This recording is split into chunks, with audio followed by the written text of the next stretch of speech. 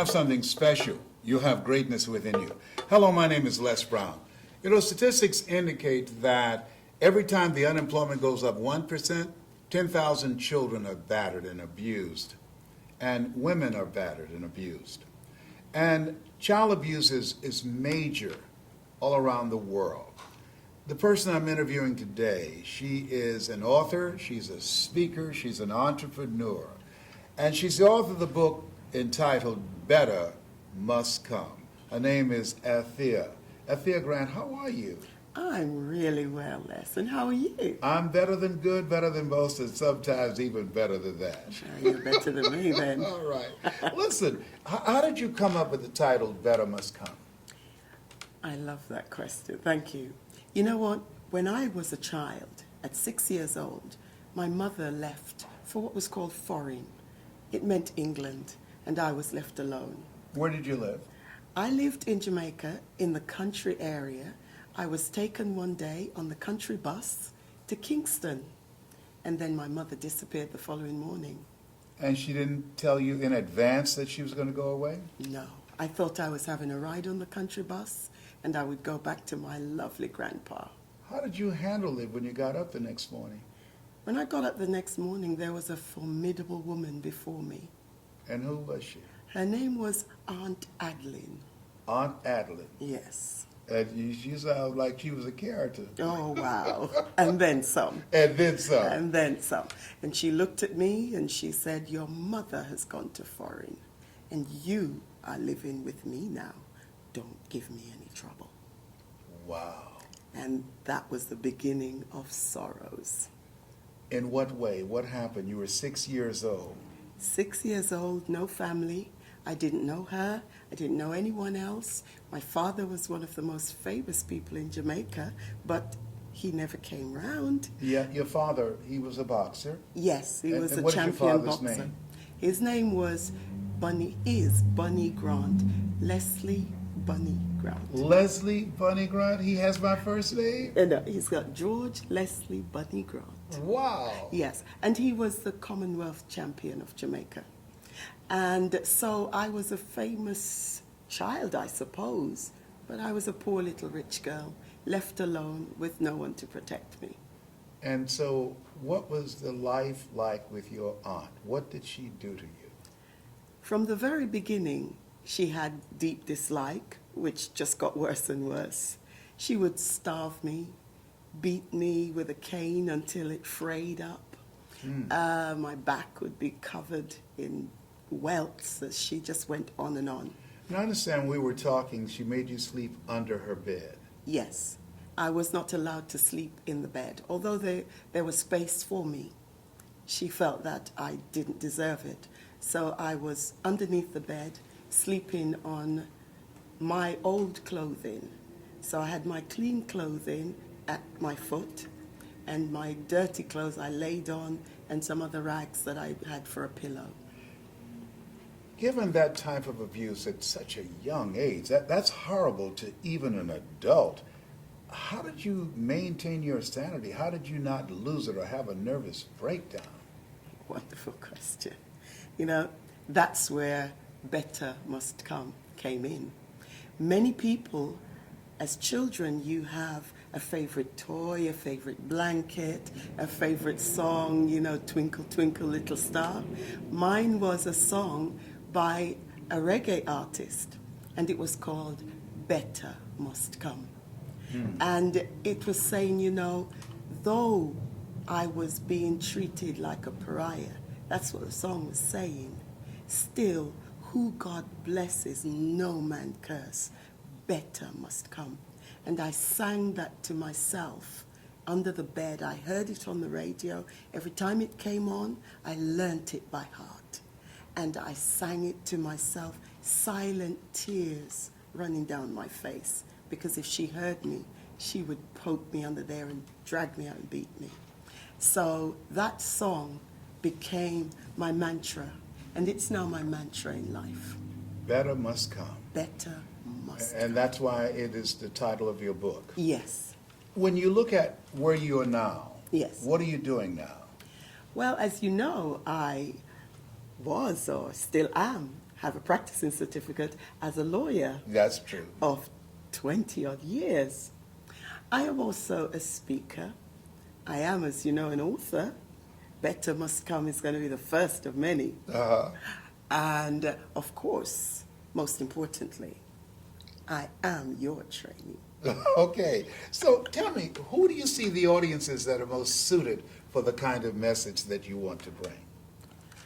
Do you know I wouldn't limit myself?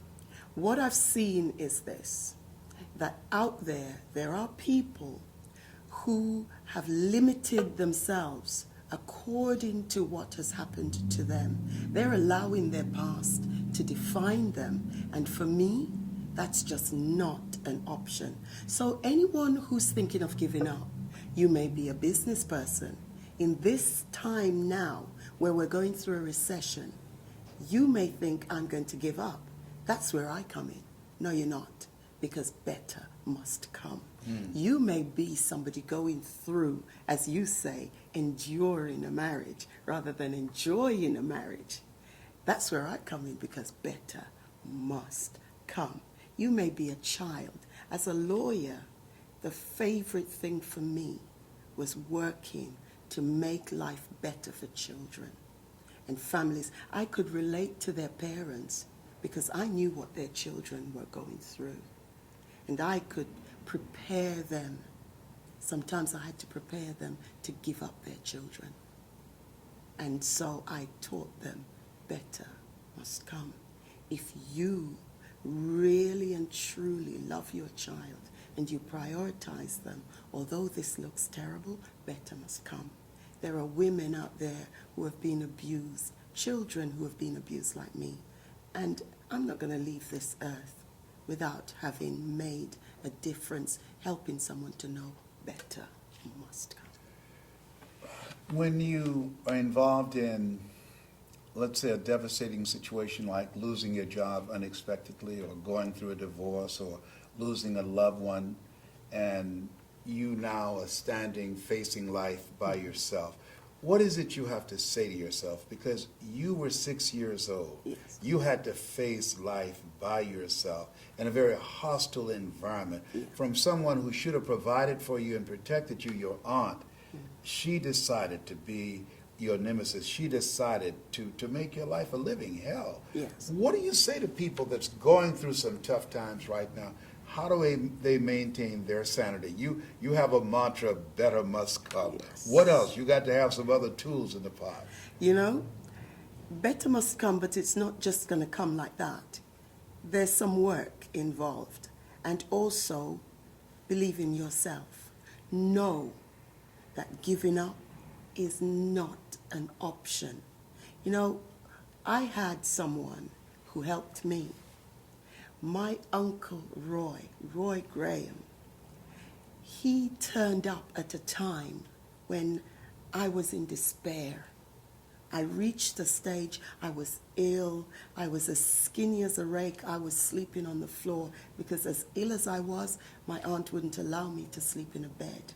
And I was reaching a point where I felt it would have affected me mentally, and he turned up. Look for someone. Don't, as you say, apply your ego and edge God out. Don't do that. Yeah. Look for someone. There's someone that will help you if you reach out. Yeah, you know, I always say ask for help, not because you're weak, but because you want to remain strong. And ask for help and don't stop until you get it. Don't stop. Never give up. You know, I refused to give up. And I refused to allow someone in their cruelty, the pain wherever it came from for her, I refused to allow her, even as a 6-year-old, as I grew stronger and I grew in courage because of what was happening. And sometimes because of the pressure, a diamond comes out. So don't think that giving up is an option, but please reach out to someone.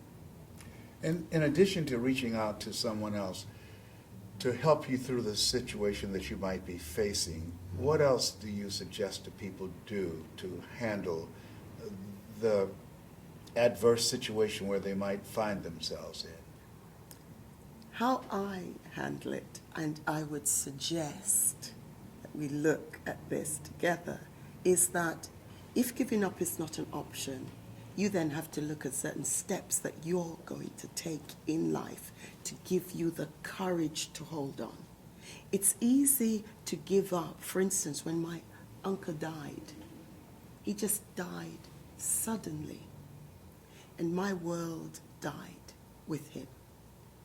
And you know, I didn't even want to go to Jamaica ever again, but I had to go to his funeral. And then later on, I realized that this angel, things come not to stay forever. They come to pass. So if you keep going, you will overcome this. Have your courage, dig down deep. I had to realize, and I thank you for actually actualizing the words when we were discussing.